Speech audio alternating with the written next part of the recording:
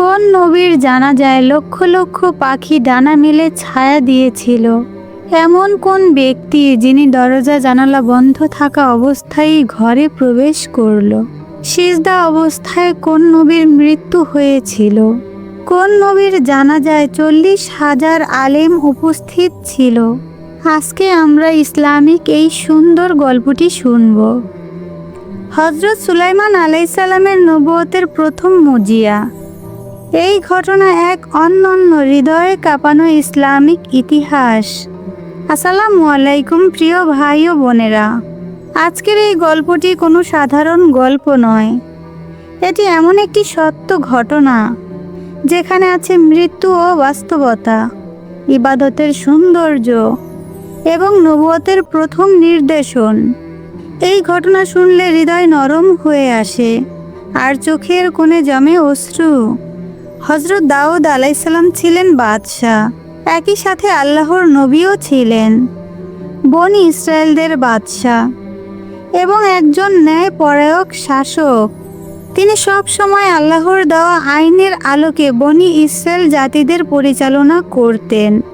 তার একটি নিয়ম ছিল, যখন তিনি রাজকার্য পরিচালনার জন্য সফরের উদ্দেশ্যে বের হতেন, তখন নিজের অন্দর মহলের দরজা বাহির থেকে ভালোভাবে বন্ধ করে যেতেন। ভেতরে অবস্থান করতেন তার স্ত্রী। একদিন হযরত দাউদ আলাইহিসসালাম এই নিয়ম মেনেই অন্দর মহলের দরজা বন্ধ করে এক সফরে বের হয়ে গেলেন। কিছুক্ষণ সময় পর তার একজন স্ত্রী হঠাৎ করে লক্ষ্য করলেন অন্দর মহলের ভেতরে একজন অচেনা লোক দাঁড়িয়ে আছে। তিনি অবাক হয়ে বললেন, আপনি কে? সব দরজা বন্ধ থাকা সত্ত্বেও আপনি ভেতরে এলেন কিভাবে? তিনি আরও বললেন, এখান থেকে এখনই চলে যান। আমার স্বামী ফিরে এলে আপনাকে এখানে দেখে অত্যন্ত রাগান্বিত হবেন। কি আশ্চর্যের বিষয়! লোকটি একটি কথাও বলল না। তিনি ছিলেন নির্বাক, নিশ্চুপ ও স্থির। কিছুক্ষণ পর হযরত দাউদ আলাইহিসসালাম সফর থেকে ফিরে এলেন এবং দরজা খুলে ভেতরে প্রবেশ করলেন। তার স্ত্রী সঙ্গে সঙ্গে পুরো ঘটনা জানালেন। দাউদ আলাইহিসসালাম ধীর পায়ে সেই ব্যক্তির কাছে গিয়ে জিজ্ঞেস করলেন, আপনি কে? চারিদিকে সব দরজা জানালা বন্ধ থাকা সত্ত্বেও আপনি এখানে এলেন কিভাবে? তখন ওই লোকটি শান্তভাবে বলল, পৃথিবীর কোনো দরজা জানালা বা দেয়াল আমাকে আটকিয়ে রাখতে পারে না। আর কোথাও উপস্থিত হওয়ার জন্য আমার কোনো অনুমতির প্রয়োজন হয় না। একথা শুনেই হযরত দাউদ আলাইহিসসালাম বুঝে গেলেন, ইনি আর কেউ নন, মালাকুল মাউত, হযরত আজরাইল আলাইহিসসালাম। হযরত দাউদ আলাইহিসসালাম বললেন, নিশ্চয়ই আপনি আল্লাহর ফেরেশতা মালাকুল মাউত।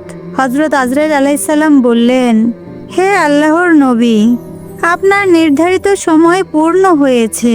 আল্লাহ তাআলা আমাকে পাঠিয়েছেন আপনার রূহ কবজ করার জন্য।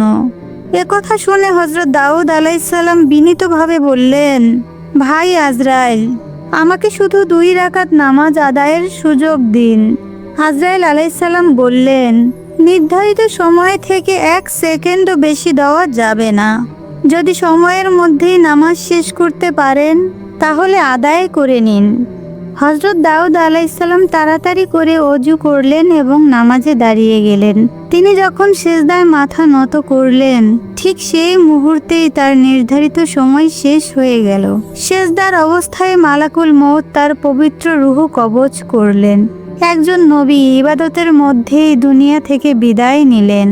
হযরত দাউদ আলাইহিসসালামের মৃত্যুর সংবাদ চারিদিকে ছড়িয়ে পড়তেই বনি ইসরায়েলদের ওপর নেমে এলো শোকের ছায়া। কারণ তিনি ছিলেন একজন সত্যবাদী শাসক, একজন ন্যায়পরায়ণ বিচারক, একজন স্নেহশীল অভিভাবক এবং আল্লাহর প্রিয় নবী। তার জানাজায় প্রায় 40,000 আলেম উপস্থিত ছিলেন আর সাধারণ মানুষের সংখ্যা ছিল লক্ষ লক্ষ। হযরত দাউদ আলাইহিসসালামের পবিত্র দেহ যখন জানাজার জন্য বড় ময়দানে নেওয়া হলো, হঠাৎ করেই রোদের তাপ ভয়াবহভাবে বেড়ে গেল। মানুষ দাঁড়িয়ে থাকতে পারছিল না। তখন হাজার হাজার বনি ইসরায়েল হযরত সুলাইমান আলাইহিসসালামের কাছে এসে বললেন, হে আল্লাহর নবী, আমরা আপনার পিতার জানাজায় রোদের কারণে টিকতে পারছি না। আপনি আল্লাহর কাছে সাহায্য চান, কোনো ব্যবস্থা করুন। হযরত সুলাইমান আলাইহিসসালাম সবেমাত্র নবী হয়েছেন। পিতার ইন্তেকালের কয়েকদিন আগেই আল্লাহ তাকে নবুয়ত দান করেছিলেন। তিনি আল্লাহর ওপর ভরসা করে বললেন, হে পাখিকুল, তোমরা আল্লাহর হুকুমে এই মানুষদের জন্য ছায়া তৈরি করো। মুহূর্তের মধ্যেই আকাশে ভরে গেল কোটি কোটি পাখিতে। তারা ডানা মেলে তাঁবুর মতো ছায়া তৈরি করলো। রোদ পুরোপুরি ঢেকে গেল, কিন্তু পাখিদের ঘন ছায়ার কারণে বাতাস চলাচল বন্ধ হয়ে গেল। মানুষ আবার অভিযোগ করল। তখন হযরত সুলাইমান আলাইহিসসালাম বললেন, যেদিক দিয়ে বাতাস আসে সেই দিকটা খোলা রাখো। পাখিরা সঙ্গে সঙ্গে এই আদেশ পালন করলো। ছায়াও থাকলো, আবার বাতাসও চলতে লাগলো। সুবহানাল্লাহ।